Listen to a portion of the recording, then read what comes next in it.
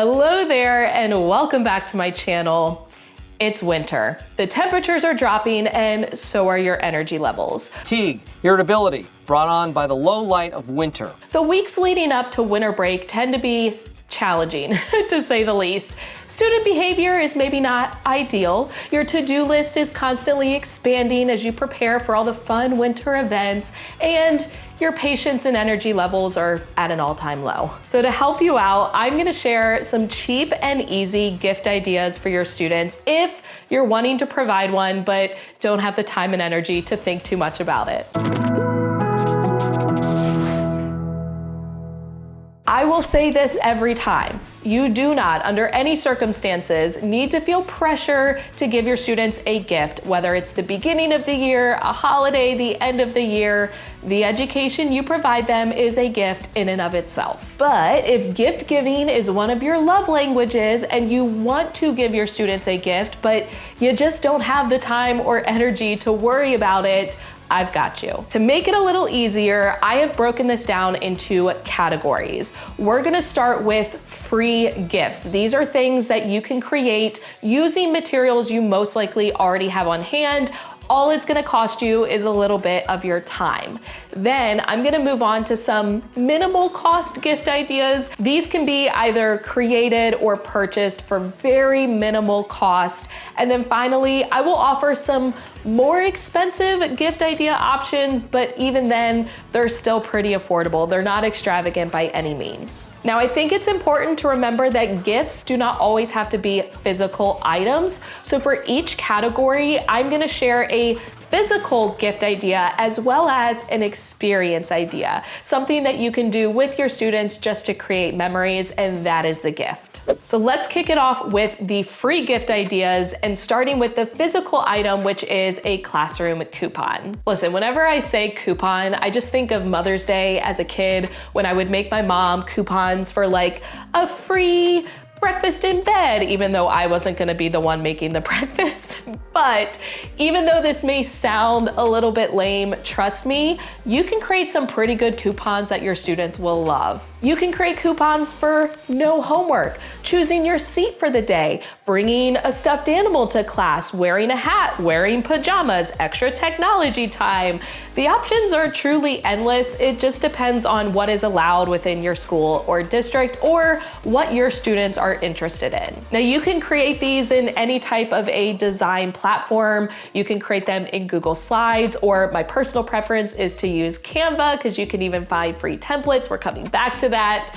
But then you just print them out. If you want to fancy it up a little bit, you might laminate them or even wrap them in some wrapping paper, and you're good to go. Now, to help you out and take a little bit of the stress off your plate, I've created a free Canva template for 10 different classroom coupons, but this template is completely customizable, so you can edit the text, the colors, the images, you can change the coupons, you can do whatever you need to do in order to make it fit your needs. So you can grab a copy of that template for free using the link in the description box. But keep in mind, you might choose to give your students just a single coupon or a collection of coupons. You could hand them out at random, especially if they're wrapped. Each student gets to pick one, and then maybe you allow them to trade coupons if they don't love the one that they got. Although my favorite phrase was always, you get what you get and you don't pitch a fit. Now, still within the free category, but moving on to an experience idea, you can utilize a digital escape room with your students. Now, really, any type of classroom activity that's kind of out of the ordinary for your students can be an experience-based gift, something that they would find fun and engaging. But digital escape rooms, I think, are a great option because they're super low prep. All you need is a device with internet access in order to create one or purchase one that is pre-made or a template. But they can be so much fun, so engaging for your students, and you can even tie in academic content if that's a requirement for your school or district. Sometimes it's fun just to do digital escape rooms that have nothing to do with what you're learning, but if you do need to tie in academics, you have that option as well. If you have never created a digital escape room and you want to give it a try, I have a full tutorial video as well as a free PDF guide, so I will link that video for you in the description box. But if you do want to save yourself some time, I have a pre-made template for a winter-themed digital escape room. All you have to do is enter in your own questions and answers, but the rest of the digital escape room is set up and formatted for you, including all of the images and GIFs. So I will link that template for you in the description box as well. Now let's move on to the minimal cost category. And starting with the physical gift, you can create a hot chocolate packet for your students. I just think these are so easy to throw together, and it's perfect timing leading into winter break. Typically, I will use a clear cellophane bag. Inside, I will place a hot chocolate packet, maybe some mini marshmallows, and then a little peppermint stick. And that way it becomes a kit that my students can take home and use whenever they want. I've also sometimes included a microwave popcorn pack just to create a full snack experience, but that's optional. Obviously, you need to keep student allergies in mind. And then you sneezed in my tea, and then you said, don't worry, it's just allergies. But what I love about the hot chocolate pack is that students can use their milk of preference, and once again, they can choose when they use it over winter break, or save it for later on in the winter season. It's up to them. You can usually find those clear cellophane bags at the dollar store, but you can also get them in bulk on Amazon. Same thing for hot chocolate packets. You can find them at your local grocery store or buy them in bulk on Amazon. Mini marshmallows can be found at any grocery store. And then those peppermint sticks, I typically grab them from the dollar store as well. When it's all said and done, typically the cost per student is like less than $1, especially if you buy the items in bulk. And once again, to make it a little bit easier for you, I have this free printable tag for free. You can grab it on my website at pocketfulofprimary.com/freebies, but I will put the direct link down in the description box. It is editable, so you can go in, customize it with your name, print it out, attach it to the bag, and you're ready to go. Now for the minimal cost experience, you can do some kind of a classroom craft or STEM activity. Again, any activity that's really out of the ordinary for your students can be an experience-based gift, but I love doing crafts that my students can create and then take with them as a gift, or just a fun STEM activity that will create a lot of great memories for them. Now, obviously, both of these options would require some basic materials that you may not have on hand. So there is a slight cost involved, but you can always have parents donate materials if you're not wanting to spend money out of your own pocket. So I'll give you a few ideas for each, starting with some STEM activities. You can have your students engineer a igloo using toothpicks and mini marshmallows, or you can have them build like snowball launchers using like craft sticks, rubber bands, mini marshmallows, or even cotton balls. Or you could have them develop like snow scoopers using a variety of materials, and you can use uncooked rice to function as the snow. Now for crafts, I always love to do a stuck in a snow globe writing activity. So I would tie in academics, but I would take a picture of each student kind of going like this. I would print them out and then have my students cut out around them. From there, I would have them create a background using like paper and maybe some different foam materials. And then we would put in some fake snow, or once again, you could use like rice or whatever you have on hand at the bottom. And then you glue a clear plastic plate over top, and that acts as the snow globe. You can also create the no-sew sock snowmen or penguins. There's a bunch of different options out there, but basically you just use a white sock, you fill it with some rice, and then you can use rubber bands and different felt pieces and another sock to create the hat, and it becomes a little snowman that your students can take with them. You can also create a class complement ornament. Now, obviously an ornament is only a good option if all of your students celebrate Christmas. That is something that you would want to double check with families about, but you can have each student in the class write a compliment for each other student in the class.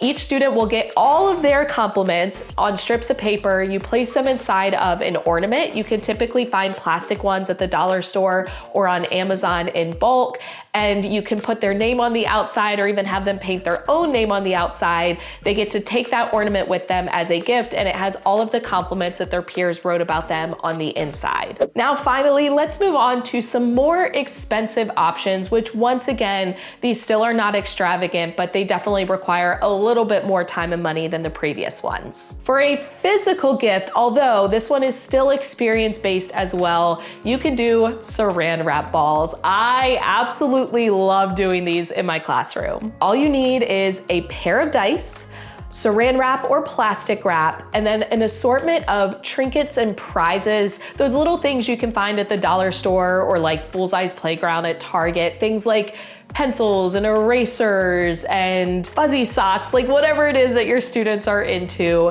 You want to make sure that you have more prizes than you do students. And ultimately, the amount you spend on all of the prizes is really up to you and a budget that you set. Typically, I would have an assortment of like some smaller prizes as well as some larger ones, but I always made sure that I had extras and I just kind of kept them at my desk in case any students did not end up with a prize. But you're gonna choose maybe the best prize or the bulkiest prize to be the core. You're gonna start wrapping that with saran wrap or plastic wrap. After you get a few layers, you're gonna start layering on prizes and continue wrapping. So those prizes are gonna be kind of buried within the plastic wrap. And as you go, I like to kind of tear off the plastic wrap and create new layers. So it's actually made up of multiple pieces. Now, typically I would make multiple saran wrap balls. I would have my students work in groups of like 5 to 6. So I would make as many balls as I needed to cover the amount of students that I had. But I would have them sit in a circle in that group of 5 or 6. One student is going to start with the saran wrap ball, and the student to his or her right is going to start with the dice. When I say go, the student with the dice is gonna start rolling as quickly as possible. Their goal is to roll doubles. So either 2 1s, 2 2s, 2 3s, and so on.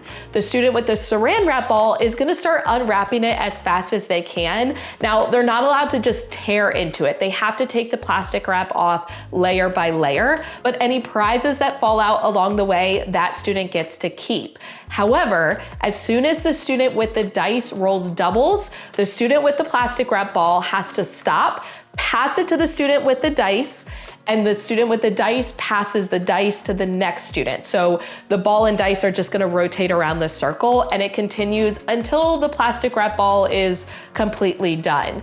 Keep in mind, it's all random. So sometimes the student might roll doubles on the very first roll and the student with the ball doesn't get anything from it. That's okay. Typically, the saran wrap ball will make its way around the circle multiple times, so students have a lot of different opportunities to try to get prizes. But as I mentioned, I always had extras in case a student didn't end up with anything. So what I love about this is students do get physical gift items to take away, but it is also an experience. I would have one group go at a time, the rest of the class would watch and like cheer them on. And so the entire experience would end up taking a solid hour of time.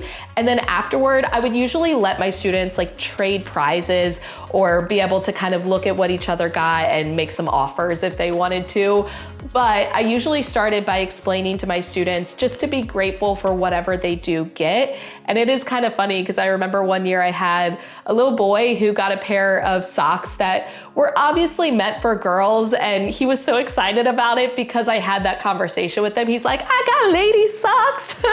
So it's all about how you frame it to your students. And then finally, the more expensive experience could be some sort of a class party. You don't have to give your students a gift and a party.